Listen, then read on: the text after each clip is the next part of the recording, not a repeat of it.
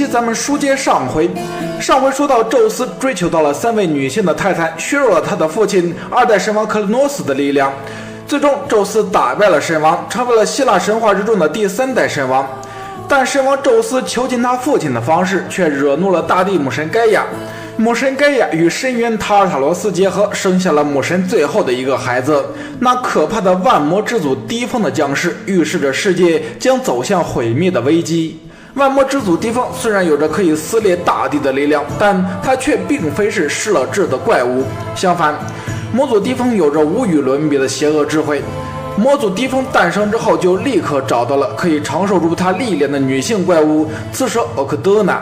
低风将自己的精华注入到了刺蛇欧克德娜的体内，不久，刺蛇欧克德娜强大的生育魔力就生出了数以万计的魔物之卵。在地狱岩浆的热量之中，无数的魔物诞生了出来。此时，奥林匹斯圣山上的众神们还沉浸在打败泰坦的胜利喜悦之中，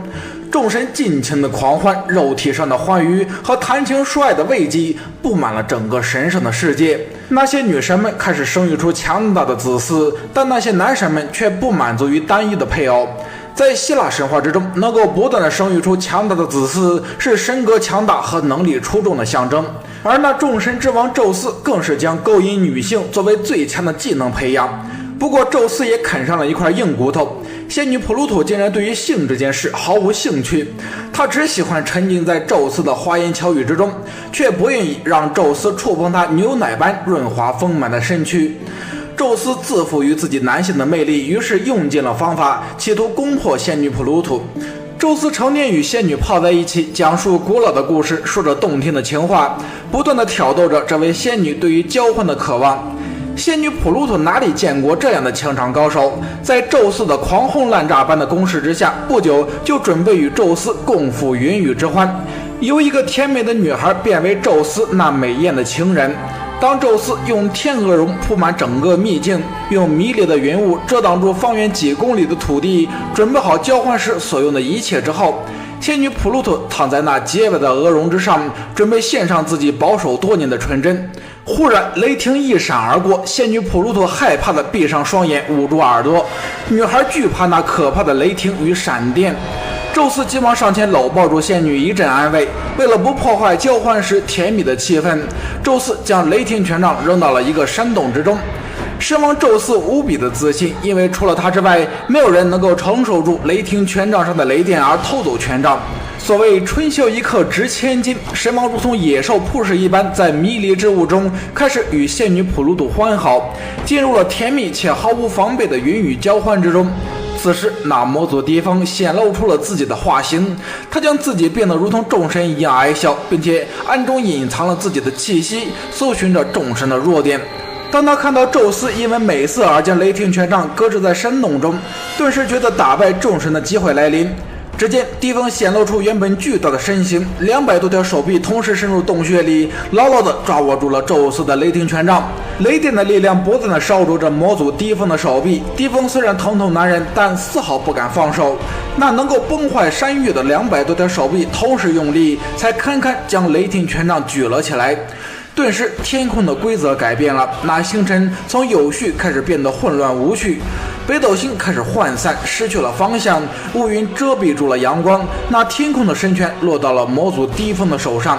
月亮神和太阳神感受到了神权的变化，急忙降临大地上查看。雷神的轰鸣心知自己中了调虎离山之计，于是匆匆地跑回来与宙斯展开了激斗。那200多条手臂抓起山峰与河流，就朝着宙斯砸了过去。宙斯拿回了雷霆权杖，如今神力已经尽数的恢复，那众神之王威武的身躯变为了如同奥林匹斯山一样高大。他轻松地接下了低风所有的攻击，只见宙斯以轰雷为盾，以闪电为矛，周身的云雾化为他坚不可摧的铠甲，狂风是他的长弓，霹雳是他的箭矢。他驾驶着光阴的马车，马车的两旁显现出了正义女神与胜利女神光辉的身影。众神听到了雷鸣的召唤，东西南北四方的狂风不断地阻挠着低风庞大的身躯。海神波塞冬用巨大的海浪减缓着魔祖低风的步伐，大地震颤不止。冥王哈迪斯在冥界惊恐地望着这场巅峰的战局。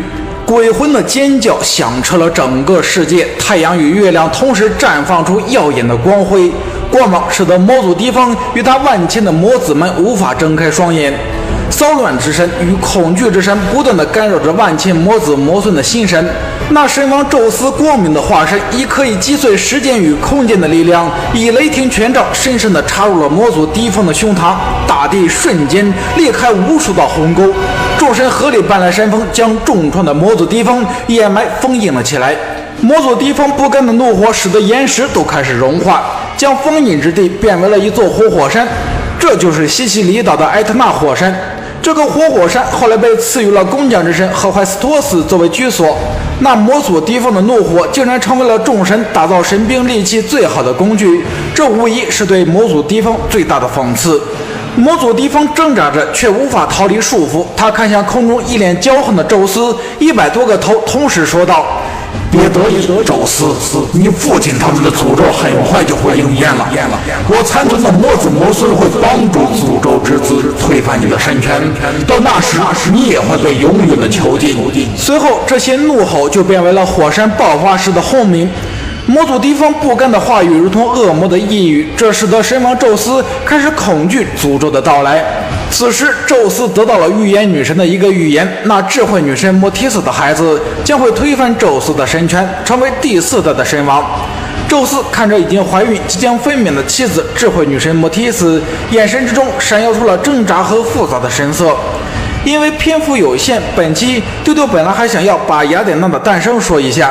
但这样篇幅太过于冗长了，所以下一期丢丢将会讲述那雅典娜的诞生。大家的点赞和收藏对丢丢非常的重要，喜欢本期的视频也请点赞和收藏。